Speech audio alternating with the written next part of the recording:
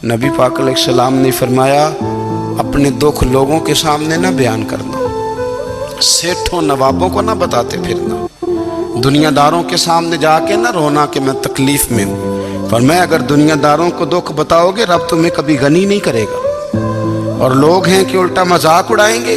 आपकी जिससे बड़ी पक्की यारी है ना, पक्की, वो तब तक पक्की है जब तक आपने 50,000 मांगा नहीं। और जिस वक्त आपने कह दिया कि मैं मजबूर हूँ मेरी मदद कर, तो फिर खत्म हो गई दोस्ती। लोगों की ताल्लुकात आपके साथ तब तक हैं जब तक आप उनसे कोई जरूरत वाबस्ता नहीं करते। करीम आबू फरमाने लगे, बंदों के सामने दुख ना बयान करना, अल्लाह तुझे कभी गनी नहीं करेगा। तू अपने दुख अपने रब को बता, तू दुआएं मांग, तू उसकी बारगाह में हाजिर हो, तू उसके हुजूर अर्ज कर।